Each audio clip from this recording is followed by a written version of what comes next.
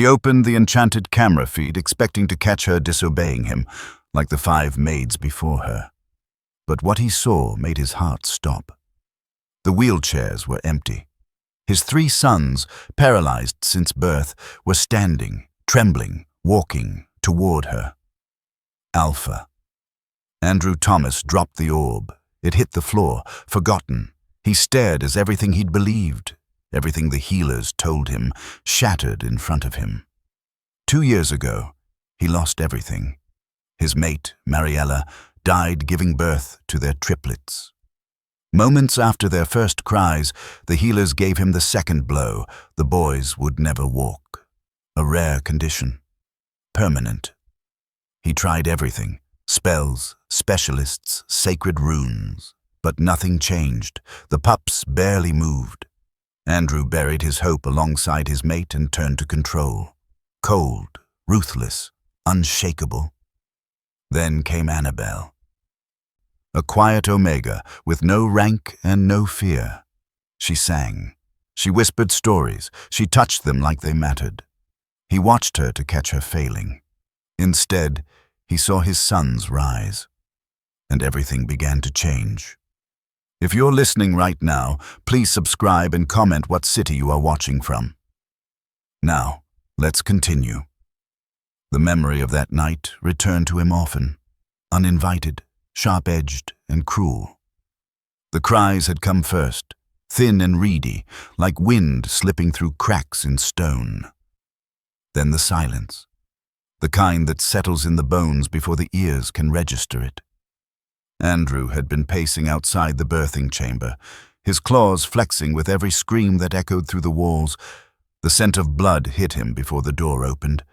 Then the midwife emerged, shaking, eyes already wet. "She's gone, Alpha. Gone. Not past. Not slipped away. Gone." As if Mariella had simply vanished into mist, leaving nothing behind but the ache in his chest and the weight in his arms as they placed the pups in them one by one. 3 of them. Small, pale, silent. Mariella had dreamed of this moment. She'd woven names into lullabies, embroidered tiny robes, read ancient tales aloud to her belly. She believed in fates, in stars, in signs. She would have called their birth a blessing, but Andrew only saw loss. Within hours, the healers delivered the second blow. The pups did not respond to stimuli. No instinctive movements, no cries beyond the first. Limbs that should have flexed lay limp, their muscles soft, their energy off. "They bear a rare affliction," the elder healer explained, voice low. "The spinal connection, severed by nature or curse. It is beyond us. Beyond them." The words echoed louder than Mariella's final breath. Andrew said nothing, just nodded once, stone-faced, and took his sons into the nursery she had prepared, walls painted with moons and wolves, a mobile of carved stars hanging from the ceiling, a rocking chair still holding her scent. He stood in that room until the oil lamps burned low, holding all 3 pups against his chest, waiting for something to feel real. But nothing did. The next weeks were a blur of ceremonies and silence. Mariella's funeral drew alphas from neighboring territories. They offered condolences, bowed deeply, and whispered behind their hands. An alpha king with broken heirs, a bloodline cursed. Andrew barely acknowledged them. He fulfilled his role, delivered the eulogy, accepted the offerings, stood tall as they lowered her body into the crypt, but something inside him stayed buried with her. He withdrew from court. The war council met without him. The spring festivals passed unmarked. The throne room stood cold, unused. He dismissed the wet nurses after they made comments about the poor little ones. When the second healer shook her head at their progress, he ordered her exiled. No one touched the pups without his permission. He tried everything, poured wealth into foreign remedies, hired witches who spoke in riddles, even allowed the northern shaman to examine them, though he despised the old mystic's eyes. Each time the result was the same: no change. His sons stared at the ceiling with empty eyes. Their limbs curled, but didn't move. They didn't cry, they didn't laugh, and neither did he. The nursery became a place of duty. He fed them, cleaned them, but never lingered, never rocked, never sang. He didn't know how. Mariella had been the light, the warmth. He was the blade. He told himself it was mercy to prepare for the worst, to grow cold before fate did it for him. Servants learned not to speak their names aloud. The castle grew quiet. Some whispered of ghosts. Others said the alpha was cursed, like his pups. 5 maids came and went, some trembling, some bitter. One stole from the family vault. Another claimed she could cleanse the pups with moon water. Andrew had her arrested before she finished the sentence. After the 5th left, he installed the crystal orbs, one in every hallway, one in the nursery, a final layer of control in a world he no longer trusted. That's when Annabelle arrived. He barely remembered approving her. She wore a plain dress, her scent neutral, her eyes steady but unreadable. An omega with no known lineage, no affiliations. He almost dismissed her on the spot, but she bowed her head low, met his gaze, and said nothing. He gave her 1 week, no improvising, no sentiment, just routine. Feed them, dress them, monitor them, do not touch what cannot be fixed. She nodded, and then she did everything he told her not to do. He caught it the 2nd night. The feed glowed faintly beside his bed, orb pulsing with soft light. He should have ignored it, should have slept, but something, some instinct, made him look. She was kneeling by the pups, singing, not loud, not performative, just soft, steady notes in an old tongue. A lullaby not heard in these lands for generations. One of the boys, he couldn't even remember which, blinked, just once. But it was new. Andrew told himself it was nothing. Reflex, coincidence. But the next night, she returned with a wooden toy, a simple block with carved runes. She held it near the youngest pup's hand. He curled a finger. Just one. Andrew sat up straight, watched until dawn. By morning, something had shifted. In the air, in the walls, in him. He didn't trust it, didn't want to, but he couldn't look away. And so began the quiet unraveling of everything he thought was unchangeable. The first maid lasted 3 days. She left without speaking, her scent still lingering in the nursery, tainted by fear. Andrew didn't ask why. He already knew. The silence in that room was louder than grief. The pups didn't smile, didn't fuss. They simply stared. 3 sets of glassy eyes that reflected nothing back. The second tried longer. She spoke in soft tones, brought little rattles carved from pine wood. When she thought no one was watching, she wept while feeding them. Andrew caught her pressing a kiss to one of the boys' foreheads and dismissed her before the next sunrise. The third was clever. She followed protocol to the letter, never overstepping, never lingering. For a time, Andrew allowed himself to believe she might last, but when she left, she took 3 heirloom rings and half a vial of moonroot tonic with her. He didn't chase her, just locked the vault tighter. The 4th made it almost a month. She smiled too much, asked too many questions, suggested they try music or aromatherapy. He told her no, plainly. When she persisted, he raised his voice for the first time in weeks. She flinched, then fled. The 5th. She was the worst. At first, she seemed harmless, obedient, quiet. But one evening, Andrew smelled something strange on the pup's breath. Sweet, cloying, not from the prescribed formula. He followed her scent trail, found the herb pouch hidden beneath the hearthstone. Soothing roots. Sleep bind, enough to cloud even an adult wolf's mind if misused. He didn't speak. He called the guards and had her escorted from the estate before the moon had risen. No explanation, no apology, just silence and the click of the gate locking behind her. That night, Andrew stood outside the nursery for hours, listening to the gentle rise and fall of their breathing. He didn't enter. He couldn't. He had no words left. He decided something then, not out loud, not even consciously, just a quiet shift in the way his chest sat heavy and unmoved. From that point on, it would be duty, no sentiment, no softness, no vulnerability to be turned against them again. He stopped using names, referred to them by order, first, second, third. Not to diminish them, but to distance himself. Love was a luxury. Love was dangerous. Love made people weak, and he could not afford to be weak. The palace adjusted around him. Servants fell silent when he passed. The great hall gathered dust. His advisors stopped suggesting public appearances. The royal banners hung limp, untouched by wind or joy. He became less man, more shadow, less father, more warden. And when even the silence felt too exposed, he installed the orbs. Tiny enchanted crystals, no larger than a pine nut, but capable of capturing sound, motion, and light. One in each hallway, one in every chamber where the pups were kept, the nursery, the bathing room, the therapy wing, even his own study, control, total, unyielding, safe. The council whispered. He heard them. He watches the walls more than the boys. He counts breaths but forgets names. His heart froze with her blood. They weren't wrong. He moved through the days with mechanical precision. Rise, check the feed, scan the healing logs, dismiss the nurses, feed the boys, return to silence. He didn't sleep in the master bed anymore.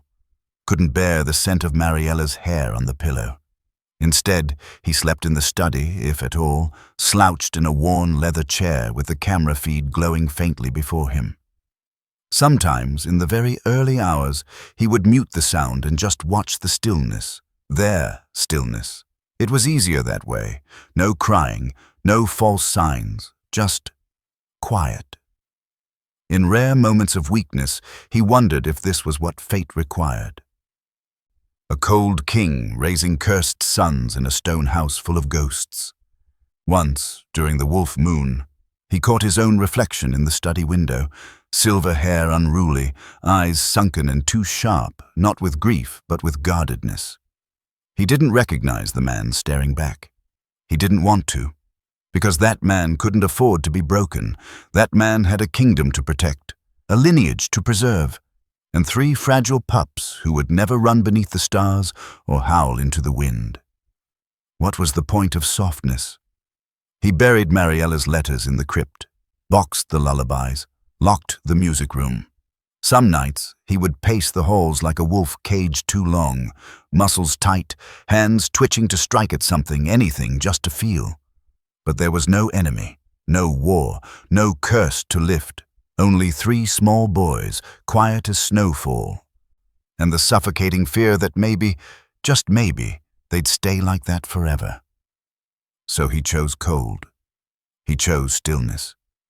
And when the 6th maid arrived, smelling of rain and violets, soft-spoken and still-eyed, he didn't ask her name. He simply handed her the schedule, pointed to the cameras overhead, and said, "Do not give them hope." He didn't realize then that she would do exactly that, quietly, slowly, without asking his permission, and that one day the ice in his veins would crack and melt because of her. She arrived without ceremony, no escort, no fluttering recommendation scroll, just a knock at the iron gate and a name spoken quietly to the guards. Annabelle. The rain had just begun to fall, soft and cold, as if the sky itself hesitated to commit. She stood there in simple clothes, no clan crest, no scent of rank or lineage, her dark curls pinned back beneath a cloth headband, a plain pack slung over one shoulder.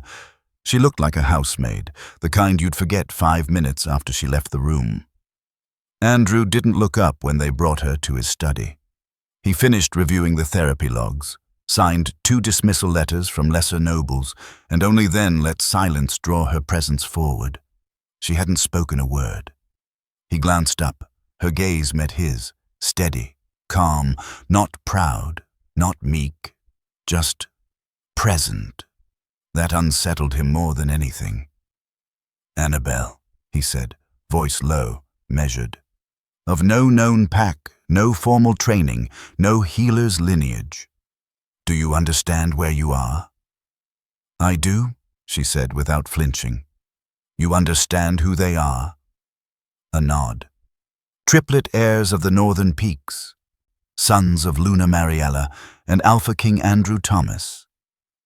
She said the names with no tremble, no breath of pity, not reverent, not robotic, just true. That was the first moment he almost sent her away. He didn't like how certain she sounded. Certainty was dangerous. Certainty led to disappointment. Instead, he handed her the routine scroll and motioned to the glowing orb on the shelf. "You'll be watched."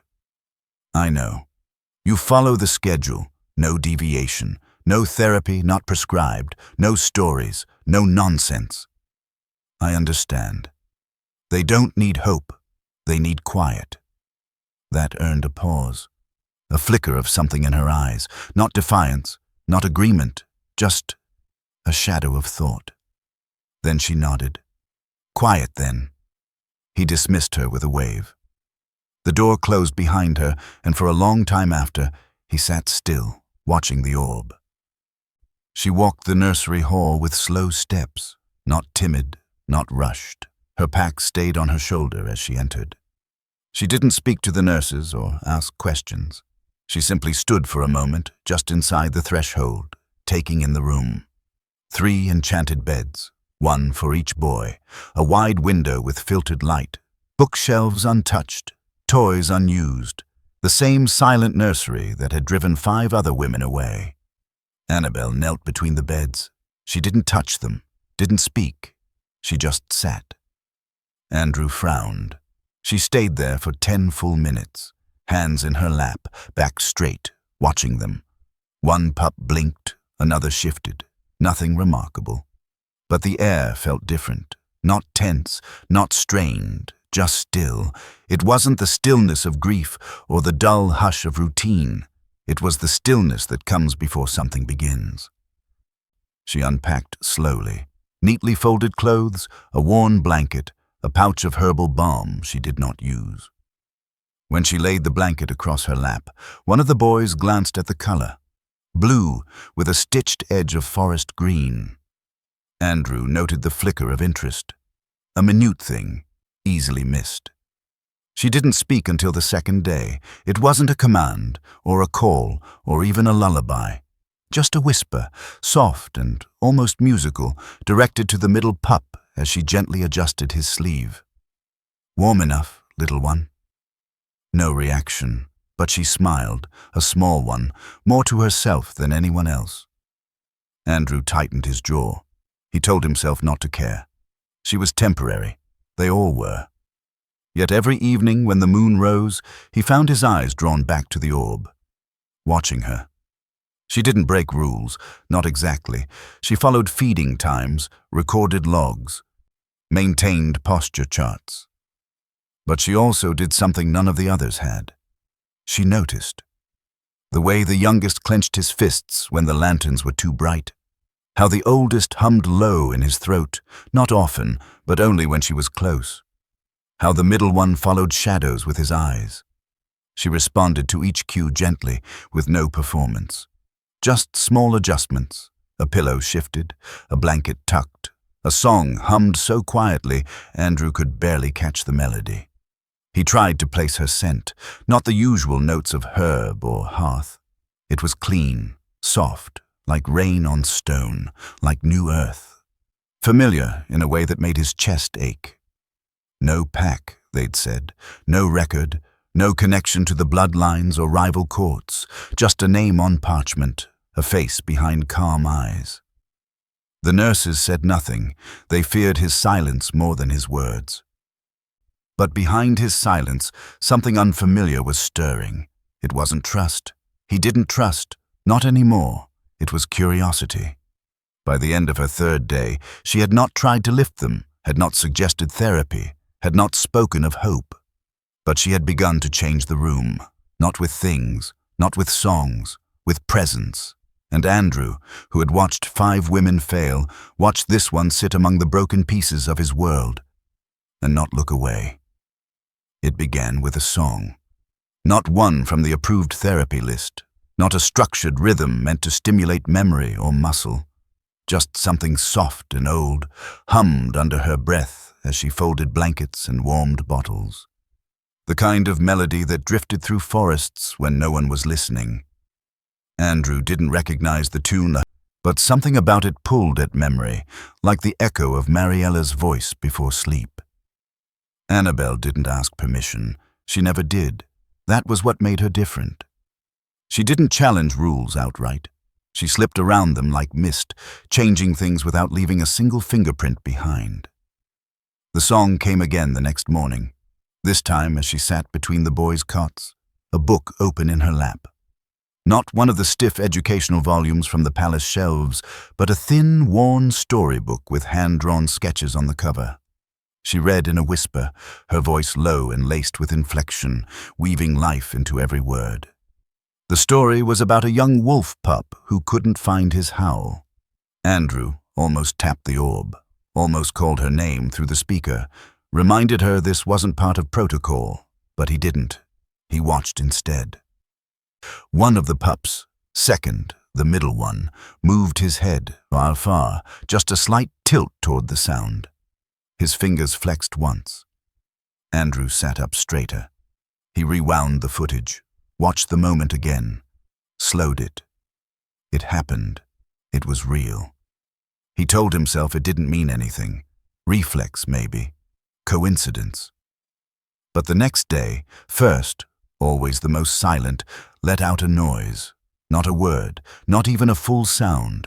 Just a little breath, sharp and surprised, when Annabelle brought out a handful of colorful leaves and let them drift across his cot. "Look at these," she whispered. "Fell from the oak outside the west wall. I thought you'd like the red ones." He didn't reach for them, but his eyes followed the brightest leaf as it twirled down, a slow blink, a twitch of the hand. Andrew paused the feed. He didn't breathe. That night, he watched 3 hours of playback. Every minute she was in the room. The way she moved, the way she knelt beside them, not as a caregiver, but as if she were in the presence of something sacred.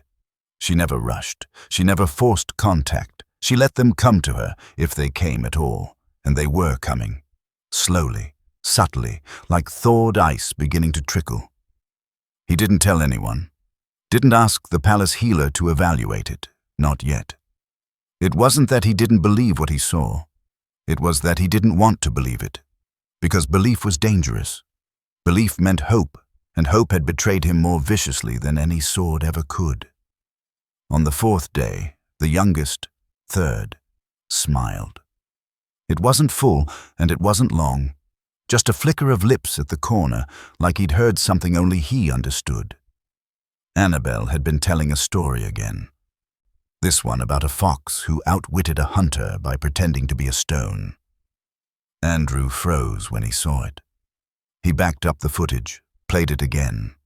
There it was. A smile. Fragile. Flickering. His hand hovered over the desk, unsure whether to call for the healer or smash the orb in disbelief. He did neither. Instead, he watched it again. 6 times. Then he leaned back in his chair and stared at the ceiling like it held answers he was too tired to chase. In the days that followed, the changes were small, but undeniable. Annabelle brought feathers next, soft white ones, smuggled in from the rookery near the cliffside. She placed them in their hands, whispered about flight and wind and the sky beyond the nursery walls. When the eldest gripped one and held it, Andrew nearly fell from his chair. The movement was clumsy, slow, but deliberate. He rewound that one too. 27 times. There was no medical explanation, no chart entry, no official record, only the footage. Only what he saw with his own eyes, the spark. Buried deep beneath ash and stillness, something had survived. And Annabelle, she was coaxing it back to life. One song, one story, one impossibly gentle moment at a time. Andrew knew he should confront her, remind her of the rules, re-establish the line between protocol and fantasy. But the more he watched her, watching them, the more silent he became.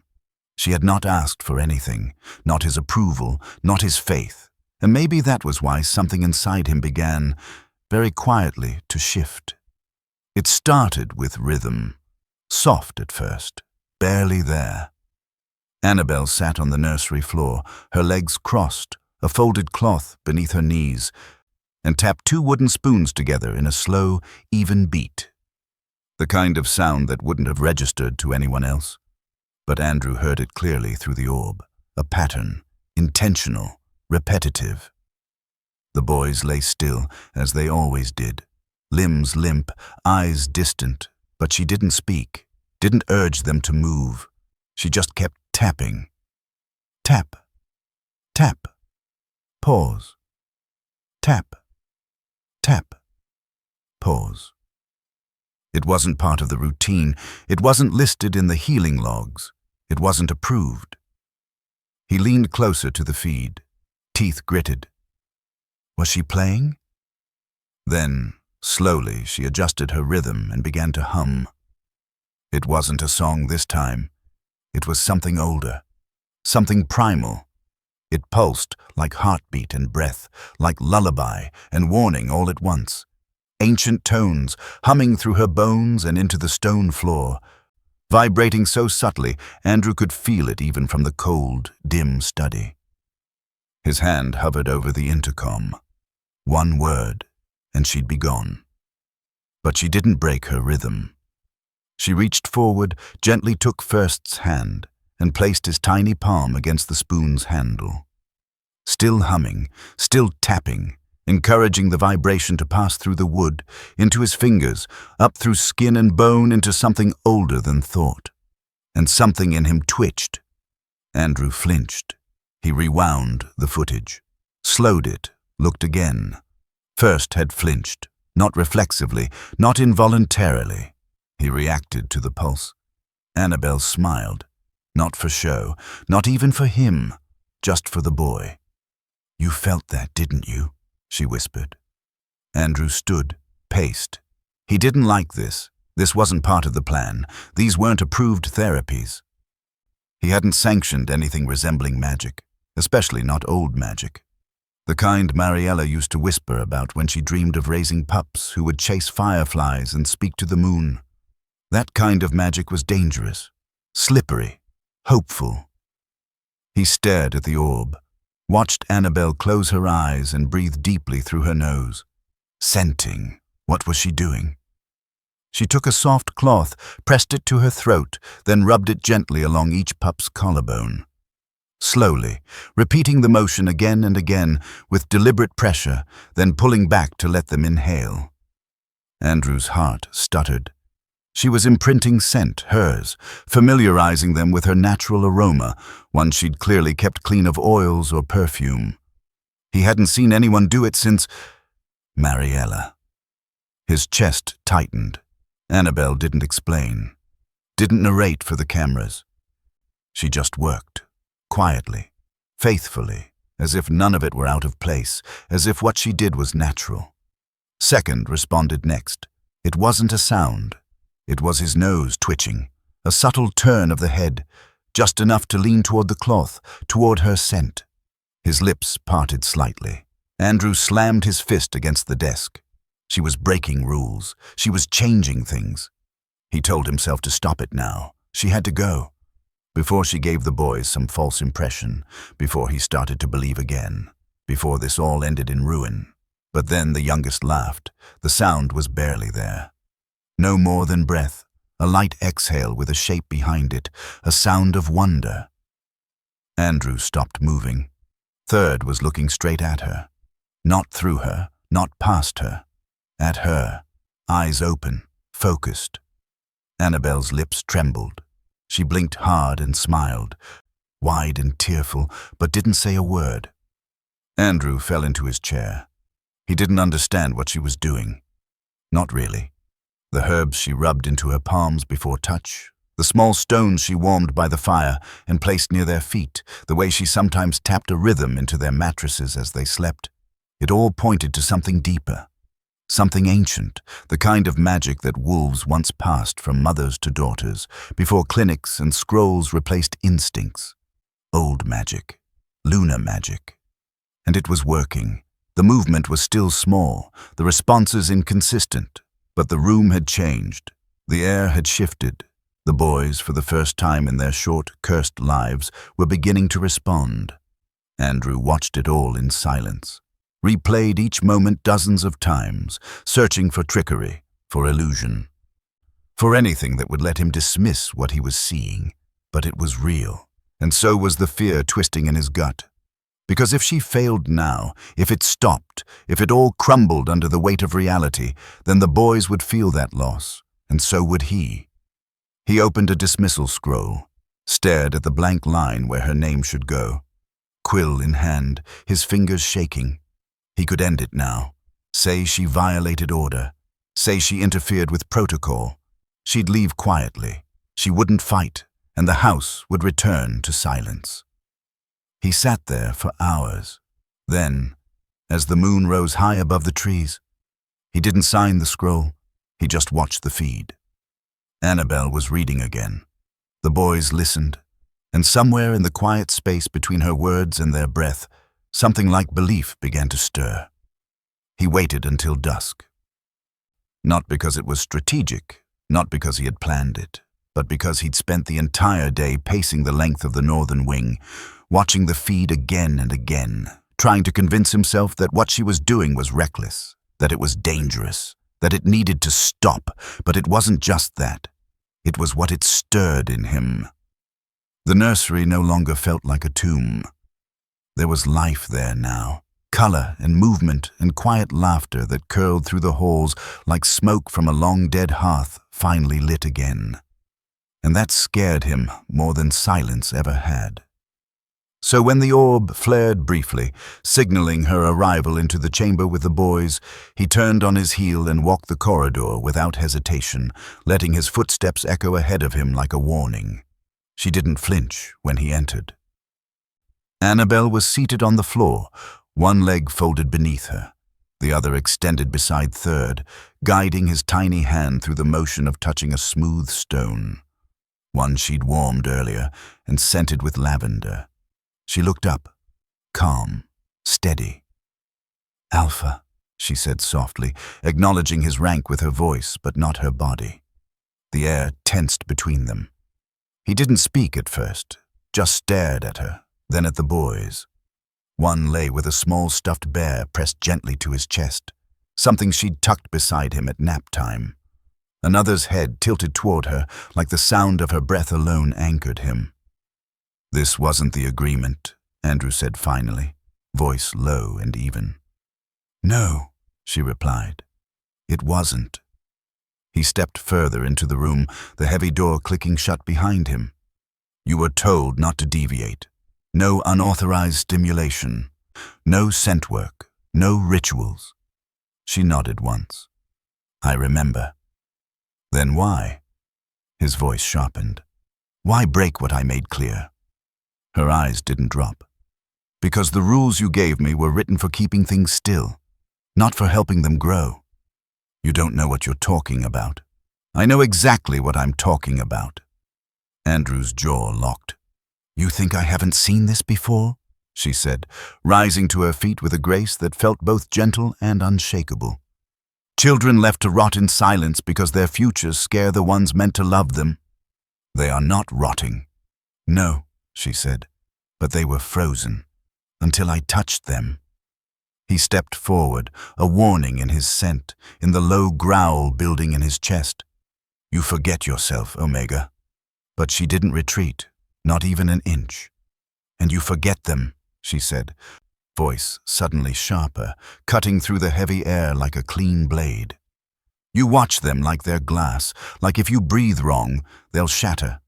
But they don't need a guard dog pacing their cage." Her voice lowered, thickened with something old and aching. "They need their father." Silence. Thick. Brutal. Andrew stared at her. "You think I haven't given everything for them?" "I think you've given everything except yourself." The words landed hard. I lost their mother, he hissed. I've already failed once. I won't— You didn't fail, she interrupted. You broke. His breath caught. She took a step closer, her tone gentler now. You built a fortress so nothing could touch them, but nothing can reach them in here either. Not even you. They need protection. No, she said, eyes soft and sure. They need your presence. The smallest of them stirred, a quiet breath escaping like a sigh. She turned her head briefly, kneeling again to adjust his blanket. I'm not asking you to hope, she said, still facing the boy. I'm not foolish enough to ask that of a man who's lost what you have. He didn't speak. I'm just asking you not to get in their way. Another silence stretched out, but it was different now, not aggressive, just full. Andrew looked at his sons, not through the lens of the orb, not filtered through logs and updates, just looked. First had his tiny hand curled around the feather she'd left that morning. Second's foot had shifted, twitching now and then when her voice drifted too far. Third, his hand lay still, but his face was turned toward her, eyes open, eyes awake. Andrew felt something in his chest, something cold and hard, ache with pressure, like stone that had forgotten it was once mountain. They smiled, he whispered. Annabelle said nothing. They've never smiled before. She nodded, eyes still on the boys. Not until someone believed they could. He let out a breath he didn't know he was holding. It left him hollow.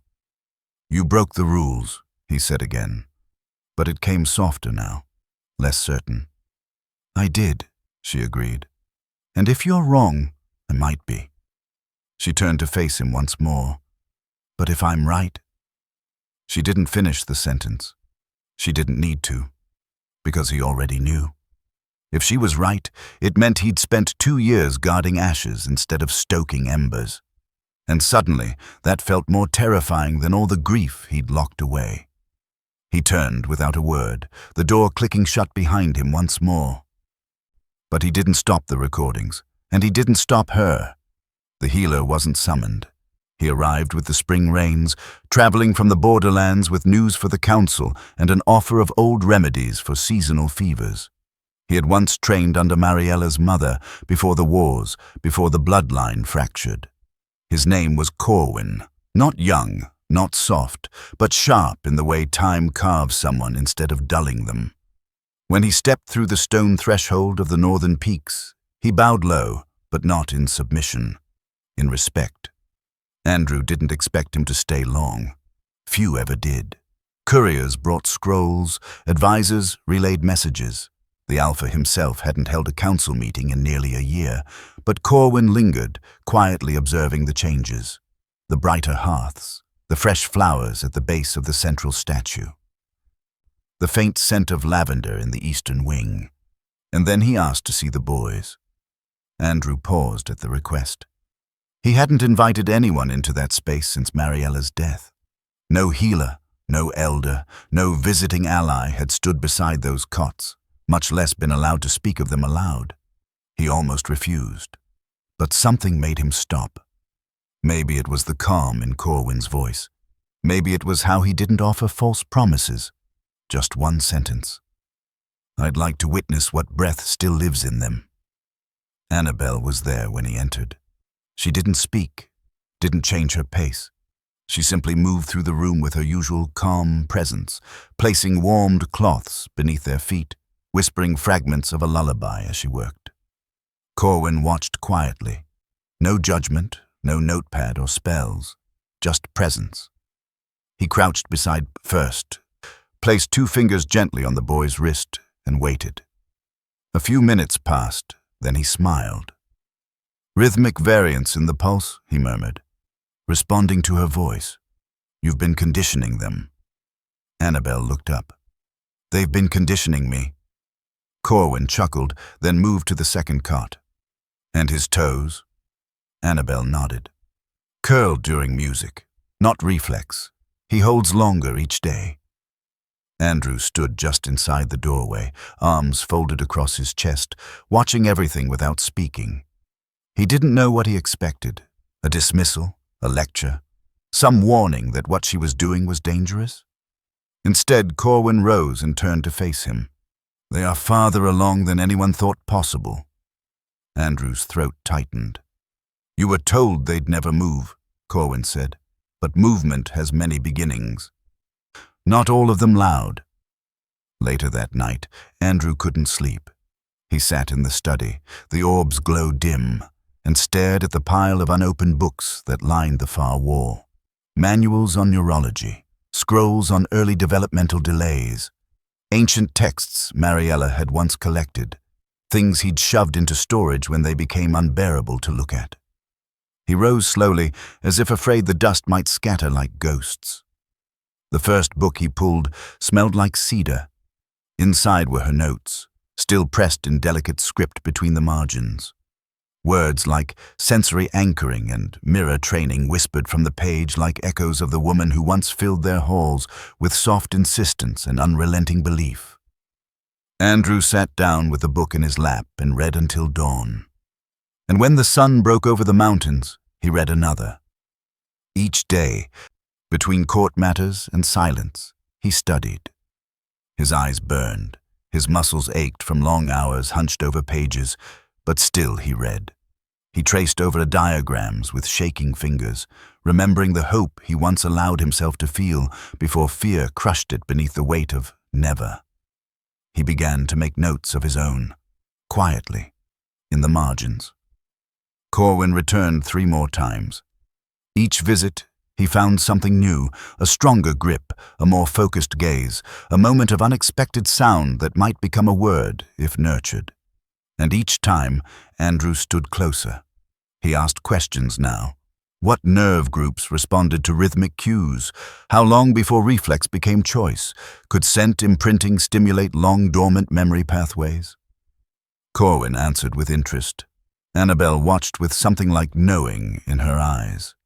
He didn't admit what he felt, not out loud, but something in him stirred as he flipped through those dusty pages at night, the same pages he'd once locked away. Mariella's handwriting lingered beside the diagrams like she'd been waiting all this time, as though she knew someone would need the trail she left behind. Movement begins where belief does. She had written once. He ran his thumb under the sentence and closed his eyes. For the first time in 2 years, Andrew didn't dream of stillness. He dreamed of small feet pressing into earth, of laughter echoing through open doors, of wolves learning how to run. The storm had been building all day. Rain lashed the castle walls like fists, wind howling through stone corridors with the voice of something ancient and grieving. The skies cracked open in flashes of pale fire, lighting the world in sudden white before plunging it back into grey. Andrew didn't notice any of it. He was seated in the study again, same chair, same orb. The nursery feed glowed in front of him, soft and steady, casting long shadows across the floor. He hadn't meant to watch tonight, not again. But his hands had moved before thought caught up, and now the room held its breath with him. Annabelle had finished her story, something about wolves who danced with stars, and was clearing the pillows she'd used to prop them into better sitting posture. Her movements were familiar now, predictable in the way only grace can be. She adjusted Third's blanket, smoothed First's hair, whispered something into Second's ear. He smiled, that same small flickering smile that had broken Andrew's composure the first time it happened. But this time was different. They were looking at her, all 3. Their eyes were clear, focused, no haze, no glassy veil of disconnection, and then, gods above, Third moved. His fingers gripped the edge of the cot, slow, trembling, but certain. He pulled. First shifted next, rolling to his side, knees tucking slightly beneath him like a newborn pup learning how to rise. Second reached, arms first, then a palm pressing down, searching for ground. Andrew stopped breathing. The orb pulsed with light, recognizing motion outside of the norm. A soft chime. He barely registered it. Annabelle hadn't seen it yet. She was still facing away, placing a cloth back into her pack, and then the smallest one made a sound. Not a word, not a cry, just a high-pitched note of effort and triumph and need. She turned and froze. Third stood, no support, no brace. Just legs, shaking, thin, too small for such a miracle, and the will to reach her. Andrew pushed the chair back, knocking it over as he lunged forward toward the orb. First, followed next, rising like it hurt, like it tore something old in his bones apart, just to lift himself into gravity. Second fell once, then rose again. Together they moved, not gracefully, not fast, but with purpose, toward her. Toward the woman who had believed when belief was foolish, who had broken every rule not out of defiance, but devotion, who had held their broken silence with hands soft enough to let it go. Annabelle dropped to her knees as they reached her. They collapsed into her arms, sobbing, trembling, alive. The orb shimmered with light as Andrew stood frozen, the storm outside screaming now, no louder than the silence breaking inside his chest. He sank, knees hitting stone, hands slack. The Alpha King of the Northern Peaks, unmoved by war, unshaken by death, wept like a father who had been waiting a lifetime to return home. He didn't call the guards, didn't summon the healers. He stayed on the floor of his study, trembling, undone. The tears didn't come in a rush. They came slow, disbelieving, as though his soul had to relearn how to feel them. He watched them on the screen again, and again, and again. Tiny hands clutching her arms, legs trembling but holding, eyes wide and bright. He'd prepared himself for never, and now, they were walking, not just toward her, but away from the shadow that had held them all for too long. He didn't feel the storm fade, didn't notice when the wind softened or the thunder rolled into distant echoes. He stayed where he was, head bowed, shattered, and remade. The halls smelled different in the morning, not of smoke or silence, not of cold stone and preserved stillness. There was warmth now, subtle but sure. Lavender, wood polish, the faintest trace of honeyed porridge wafting from the eastern kitchen. Windows once kept shuttered were open. A breeze moved through the castle like breath returning to lungs too long, held still. Andrew walked the corridor slowly, his hand grazing the wall. His feet felt heavy, though not from dread, from reverence.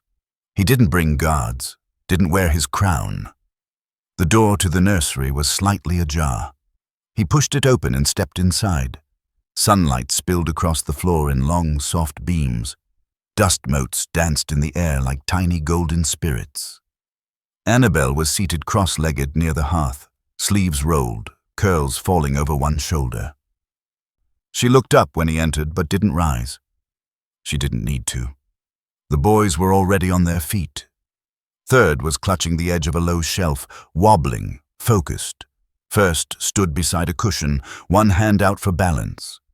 Second was at the center of the room, standing, not holding anything, just being. The moment they saw him, they stilled. Andrew froze. No orb, no screen, no distance, just him and them. He stepped forward. They didn't move right away, but their eyes followed him, wide and wondering. It had been so long since he'd stood this close, this unguarded, that he hardly remembered what his own sons looked like outside of grainy feed and security footage. He dropped to his knees and opened his arms. They came to him like it was the most natural thing in the world. First stumbled. Second reached with both hands. Third made a small, strained sound that shattered the last piece of stone inside Andrew's chest. He caught them all, arms full, heart fuller. He whispered their names, one by one, like prayers. Elias. A soft inhale, a tiny nuzzle at his collar. Rowan.